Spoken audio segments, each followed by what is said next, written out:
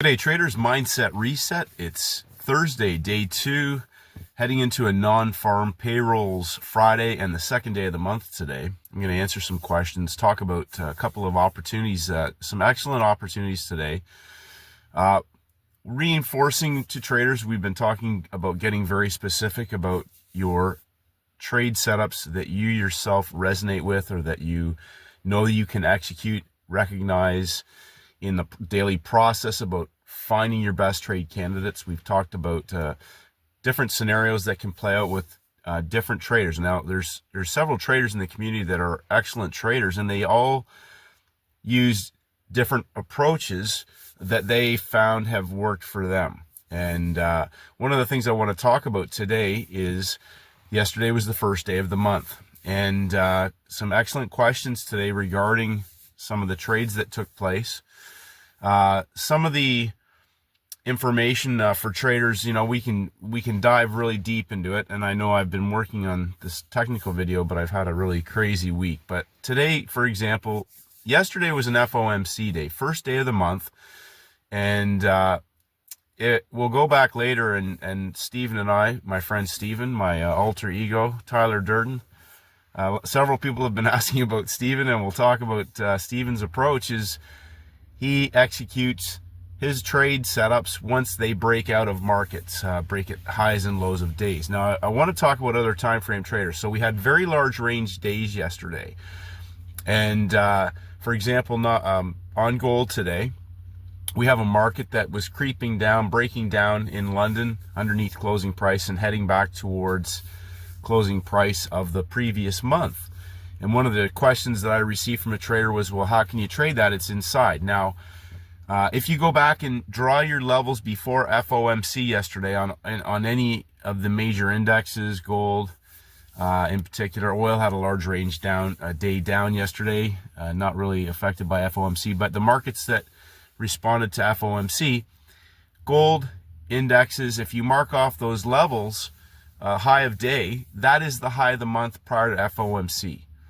So gold broke out, pulled back, and pushed higher and closed outside of the high-low range. Now, several traders are going to say to me, well, it's not really a breakout because you're inside of the previous day's range. Now, I want you to go back and look at the breakdown on Tuesday that broke out of Monday's low of day range, and look at where the FOMC took that market up to. We're going to go over this later, but that market pushed up into a higher time frame selling level, a market that had broken out and went lower, continued to go lower, went horizontal in Wednesday prior to FOMC before going vertical. They went up into a higher time frame selling level.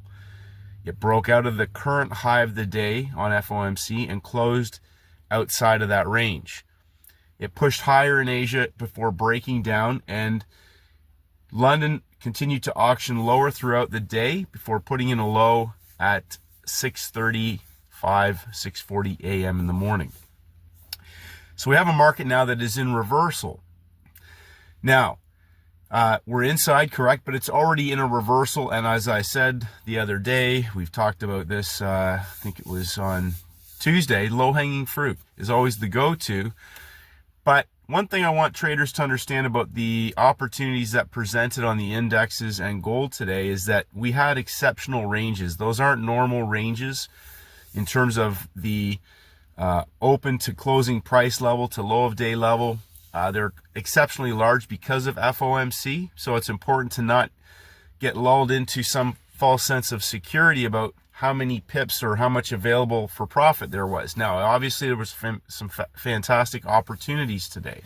The reason I point that out is that the low-hanging fruit continuation trade was well over 100 pips, targeting the closing price level. It was a range expansion of that first hour high and the low of London. That box, that's a projected geometrical range expansion, and it coincided with the closing price level of the month from Tuesday. And as I've told my friend Stephen, and we've gone over these charts, everything is measured and timed. Now, several traders have asked me about what Stephen does. Now, let me explain this again. If you understand first red day and first green day, you understand that those are 3-day opportunities once they break out. And now Marvelous had an excellent trade on the pound Swiss. The Swiss bank news was a catalyst to complete that move. So some traders commented you can't get in front of the major red news. And I've also stated that with certain countries' major news announcements, there are certain ones that will act as a catalyst to complete the move. I've seen that with the Aussie dollar, the New Zealand dollar. And again, if that is part of your trading playbook, we had a breakout, a consolidation, and a collapse on major red news. An easy trade for Marvelous. Congratulations. But one of the great setups today was the pound Canadian. We had 830 unemployment claims, and we had Governor Macklin, I believe, speaking at 8:45. Now, again, there's an example of a market that had an inside day yesterday, and market broke down and worked back up into that low of day level after major red news, gave a vertical 50 pip move. A beautiful trade opportunity for several traders on the pound Canadian. Now, coming back to understanding what your niche is and what you execute well. So that low-hanging fruit to me, and I'll say this, if you are trading gold, if you stick around long enough, you see the same things over and over again. That is low-hanging fruit. And they were going to go through that like a bullet. And they did. And that trade was over, and 140 pips straight down to the closing price level, which was an exact measured move distance. The reason why I say that is in these market conditions where you have a non-farm payrolls Friday tomorrow. And as some traders commented, they didn't want to trade today, and I felt the same. There's, for the most part, the ranges themselves and the opportunities were very specific. Like my friend Steven, he trades breakouts, not markets that are pushing into a level, a market that breaks out, just like a day one breakout, a consolidation that can be hour one, or a 30-minute candle, 30 minutes consolidation, and a 30-minute reversal. But once you get outside of a previous day's high and low boundary, now you're involving other time frame traders. So go back and look at the index charts and look where they went up to before they reversed. We're going to go through that later because they are very significant levels of other time frame traders in the markets. So if you're just looking at highs and lows of day levels on a large range day like FOMC, you have to go back and understand who is driving that market. Now we have potentially other time frame buyers and sellers coming into non-farm payrolls Friday. We'll find out which side is in charge. Which brings me to my next point. Non-farm payrolls Friday, and we have 10 a.m. major red news after that. My response to that is I will be waiting for after the news. Now, we could see some opportunities right at the New York Open for nail and bail. Hard to say. But again, what is your specific niche? Pump and dump and pump are what I look for when things are potentially dangerous or they don't make a lot of sense. I stick to the basics. That low-hanging fruit trade is a pump and dump. That's all that is. They pumped it up from the low of London. They worked it for 45 minutes. A great trade. A great question from Trader Trial was how come you could have shorted it at 8:30? There was a pin bar there. A pin bar is not a trading setup. So let me re-emphasize the importance of understanding specifically what your tradable execution in your setup is. What are the mechanics of your actual trading setup? So London put in a lower high. The market pushes up into that at 8:30. It rifles down. We now have potentially a high in place in the first hour. Now we want to see the market work back up into that high. We don't just short something because it's up high or buy something because it's down low. I want to see them put a high in place, trade up into that, and give me my entry criteria. And as I explained to Trial, once you have that high in place, pay attention to the clock. Put your 1-minute chart up there now, and then watch how price behaves. I'm not saying to trade that, I'm saying to learn from that. Sure enough, they push back up and engulf. 3 minutes sideways, but if you go to your basic entry criteria from the playbook, we see a nice little coil on the smaller time frame, which is also becomes an entry on the 5-minute close for the collapse down through the low of London and towards the closing price of Tuesday, which is the closing price of the month. So remember, there's no guesswork involved in your setup. We're not guessing. We're not in the guessing business. Know exactly what your setup is and how it should behave. Don't pay attention to a little count pushes and candles. What are the levels? What is the general thesis of this setup? Well, we're breaking down. I do not want a counter trend. Now, I know there's several traders who bought the third push down in the third hour for the reversal back up to the high of the US session. Now, my response to that is, for me, that wasn't on my radar to go long. And I'll come back because my friend Steven, like we talk about, I want to see a daily level broken to counter trend gold. I want to see a breakout on gold before I want to go into that market for a larger time frame setup. Otherwise, I'm going to trade with the market that is being driven currently by other time frame traders until they wash out all of those lower level buyers. So again, go to your left, beginning of the month, they traded down to closing price. And what that means, and if you, again, understand, Paul Tudor Jones, once they get up into the top level or into the bottom level, they do not have to clear out the low of the month, the low of the day, the low of the week, or the high of the day, the high of the week, the high of the month. If you're getting in on that last level, you need to know where you're getting out or how to manage your risk. So I'm in low-hanging fruit. I want to sell high in a market that's breaking down, but I have no illusions that they could be taking people into that low without taking out the low for an explosive reversal. And again, go look at your 5-minute chart. 1 push, 2 push, 3 push, third hour, the reversal back up that traders took. But I, myself, again, just coming back to first red day, first green day, the ideal candidates break out. They break out, just like a breakout in the New York Open. It breaks out, coils sideways, or works the high, breaks down, and reverses, whether that's in the long direction or the short direction. So you have to decide. My emphasis is always really right now on trying to really hammer home to traders. Don't go there to trade something. Go there looking for specific setups. And as several traders made note today, there was nothing on the radar for them that they felt comfortable with. And I do say this, that this is a dangerous type of day because we do have large ranges. Traders believe that because there's so much movement that they can keep trading them. And lo and behold, they'll often move it one way, move it the other, and then it may just trade in a range and catch people, chop them up, not go anywhere. It might later, it might not, I don't know. But these are the types of days. It's Thursday, not Friday. It's Thursday. And what I mean by that is we have one more day. So always in the back of your mind, remember this. At the end of the week, the last day, the closing range of the week, when they close out the week, you can get a perfect textbook opportunity, even if it's just a parabolic move for 50 pips, whatever that is. But it's simple, clean, and easy, and they're going to close out the week, whether that's on a currency pair, a commodity, or an index. But we have one more day to go. So this could still be getting set up for a non-farm payrolls release as well as a 10 a.m. news release. So again, like I keep saying this, I have a lot of respect for my friend Steven because he knows when to walk away. And as I commented today with the gold trade, one and done. I review everything. I look at it to see how it played out. I put notes on my charts before the session even starts.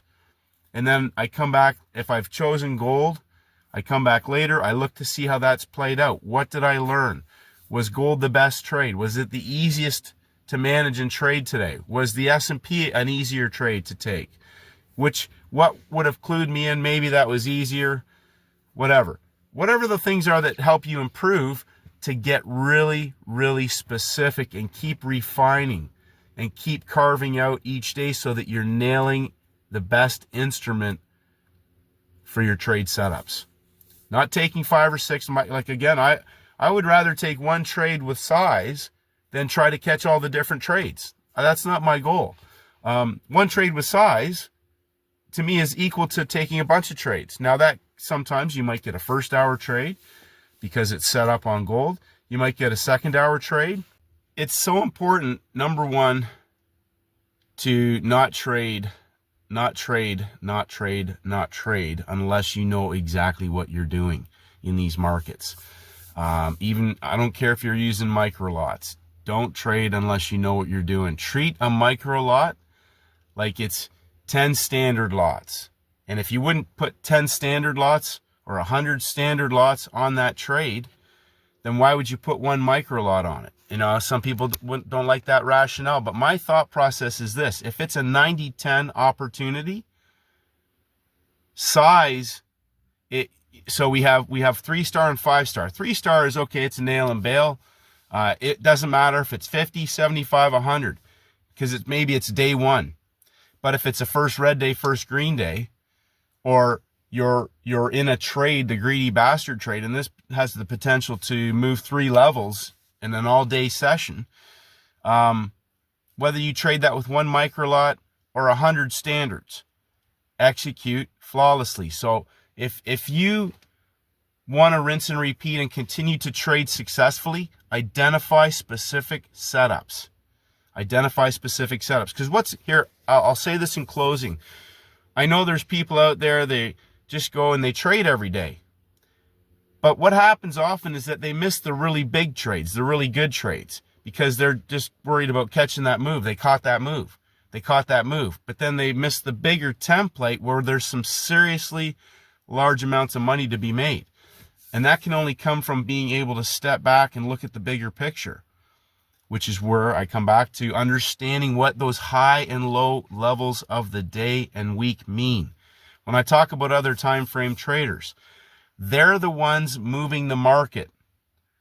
These little movements inside, the longer you stick with that, if you're trading gold, okay, the gold will not spare you the rod. If you really want to get good at gold, stand back and look at the bigger picture. I know that it moves a lot. Now, there are traders who again, their specialty is gold. They know exactly what they're doing. So look for certain specific setups on gold that you know exactly what you're doing on, or on the indexes, or on oil. Know exactly what your specific setup is. Marking off levels and trading inside, to me, is, for myself, in experience, is a recipe for disaster. And as I come back and I comment all the time, how will you scale? Which of those will you scale up in size, or is it just I'll keep scaling it up over time? I like to identify setups where I can go all in and keep adding, and they're going to keep going. And that's the greedy bastard setup. And that is going to go all day and it's not coming back. And they're not letting anybody out. That's why it's not coming back. And there are other 3-session setups where they might not come back, but maybe the range is less. Maybe that instrument is, I allow myself a certain amount of risk on that particular instrument. Maybe the volatility is higher. I got to manage it differently. Maybe we're on the first part of that move. We could be in the first part of our first red day, but we're looking for the catalyst, the completion of a larger move. All those little things. The more specific and certainty you develop around your trade model, well, it doesn't matter if it's an inside day. It could be a first red day. It could be an outside day. It could be a 3-day setup. Know exactly what your setup is. Guess and hope is not a strategy. Guess and hope are not a strategy. Know exactly what your setups are. You know, again, day 1, day 2, day 3. The same things happen every week. All I'm looking for is which instrument today has the best template, even if their overall weekly template could be similar, it doesn't play out, but there might be one day, one session in that template over the week that gives me an easy parabolic opportunity. Zero stress, zero thought process, zero thought process. It's either a pump and a dump or a dump and a pump. It's as simple as that. All the other jibber jabber and rubbish to me is clutter in the brain. Simple. Are they pumping it to dump it? Are they dumping it to pump it? Simple as that. And sometimes, as we saw today, there's a pump and a dump, and then third hour traders bought the reversal. That's part of their model. They want to trade that. I want it to break out first before I'm looking for that reversal. It doesn't happen in my session. I'm going to go with the low-hanging fruit, because I got other time frame traders driving that move. Keep it simple, traders. Nail and bail, one and done. Know to walk away. And when you walk away, you can't do any damage. You lock it in, you put it into your account. Grow your account, manage yourself, keep getting specific around getting better. Refinement, refinement, refinement. Timings, level, behavior of price, behavior of the trader. Have a great day, traders. Tomorrow is non-farm payrolls Friday. It's also free cash Friday, possibly. We'll see how that plays out. We may not get it, but we've had, it's been a Fed week, a lot of major red news. Next week is a bit lighter on the news. We got a couple days with no major red news at all, so it's going to be a good week. End it strongly. Make sure you go into the weekend on a winning note. Have a great day, and may the markets go with you.